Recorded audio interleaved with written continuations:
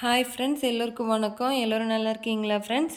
இன்றைக்கி நம்ம Sun Sanghis kitchen சேனலில் என்ன ரெசிபி பார்க்க போகிறோன்னா பொட்டேட்டோ சாப்ஸ் இன்றைக்கி நம்ம வீட்லேயே ரெடி பண்ண போகிறோம். வாங்க வீடியோக்குள்ளே போய் பொட்டேட்டோ சாப்ஸ் எப்படி செய்யலாம் அப்படின்ட்டு பார்க்கலாம். ஃபஸ்ட்டு நாம் பொட்டேட்டோவை எடுத்து தோல் சீவிட்டு பீஸாக கட் பண்ணிவிட்டு அதுக்கு தேவையான அளவு ஒரு பீசஸ் எல்லாம் ஒரு பாத்திரத்தில் போட்டு தேவையான அளவு தண்ணி விட்டுக்கலாம். தண்ணி விட்டுட்டு இந்த பாத்திரத்தை அடுப்பு மேலே வச்சுட்டு அடுப்பை ஆன் பண்ணி வேக வச்சு எடுத்துக்கலாம். இப்போ வேகும்போது ஒரு கொதி வந்த உடனே அடுப்பை ஆஃப் பண்ணிடுங்க. ஏன்னா ரொம்ப நேரம் வெந்துச்சுன்னா பீசஸ்லாம் உடஞ்சி போயிடும். ஸோ அதனால் ஒரு கொதி வந்த உடனே ஆஃப் பண்ணிவிட்டு எடுத்து தண்ணியெல்லாம் வடிச்சிட்டு நல்லா பீசஸை ட்ரை பண்ணி எடுத்து வச்சுருங்க. அப்புறம் இதுக்கான பேஸ்ட்டெல்லாம் நம்ம ரெடி பண்ணலாம்.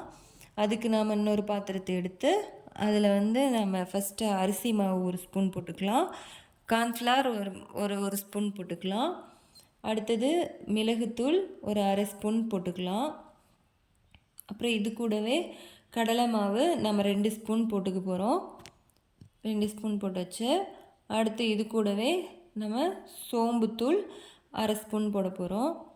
அப்புறம் சீரகத்தூள் ஒரு 1/4 ஸ்பூன் போடுறோம்.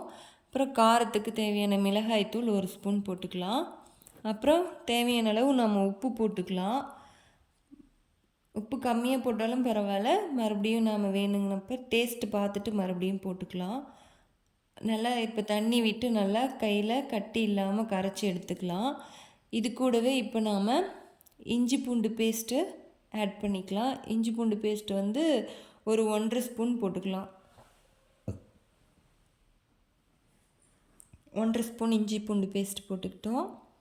இதையும் நல்லா இது கூட கரைச்சி இந்த பேஸ்ட்டு இப்போ ரெடி ஆகிடுச்சு. இதை அப்படியே நம்ம வச்சுட்டு அடுத்து இன்னொரு பாத்திரத்தை எடுத்து 3 முட்டையை நாம் உடச்சி அதை தனியாக பீட் பண்ணி நல்லா எடுத்து வச்சுக்க போகிறோம். அடுத்து ரஸ்க் எடுத்து அது மிக்ஸி ஜாரில் போட்டு கொரப்பாக நல்லா உடச்சி எடுத்துக்கலாம்.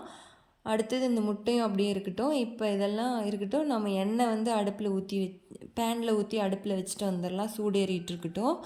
இப்போ முட்டையை நாம் பீட் பண்ணி நல்லா வெள்ளை கருவும் மஞ்சள் கருவும் நல்லா கலங்குற மாதிரி உடச்சி எடுத்துக்கலாம்.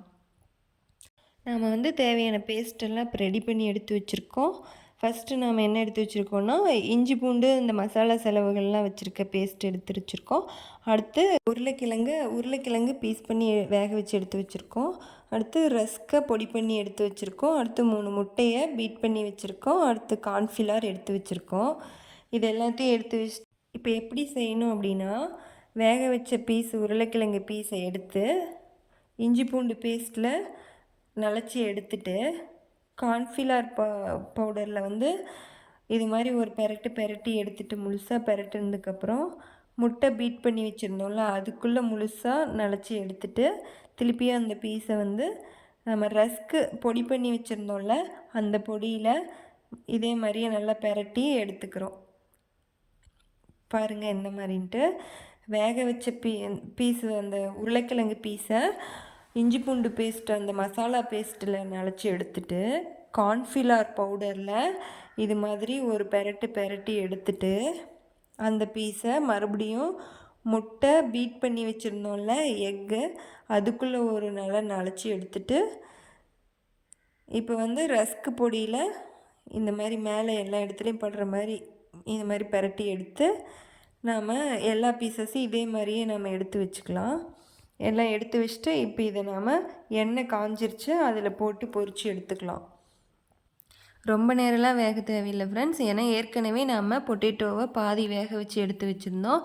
இப்போ அந்த மசாலா மட்டும் வெந்ததுன்னா போதும். ரொம்ப மொறுன்னு அப்படி க்ரன்ச்சியாக சூப்பரான பொட்டேட்டோ சாப்ஸ் ரெடி ஆகிடுச்சு. இதே மாதிரி நீங்களும் வீட்டில் செஞ்சு பாருங்கள். ரொம்ப சிம்பிள் மெத்தட் தான் ஃப்ரெண்ட்ஸ். இதே மாதிரி நீங்களும் செஞ்சு பாருங்கள். பொட்டேட்டோ சாப்ஸ் இப்போ ரெடி ஆகிடுச்சு. இந்த வீடியோ உங்களுக்கு பிடிச்சிருந்துச்சுன்னா லைக் பண்ணுங்கள், உங்கள் ஃப்ரெண்ட்ஸ்க்கெல்லாம் ஷேர் பண்ணுங்கள், கமெண்ட் பண்ணுங்கள், மறக்காமல் சப்ஸ்கிரைப் பண்ணுங்கள் ஃப்ரெண்ட்ஸ். மறுபடியும் நாம் இதே மாதிரி அடுத்த ஒரு ரெசிபியில் உங்களை நான் சந்திக்கிறேன். பாய்.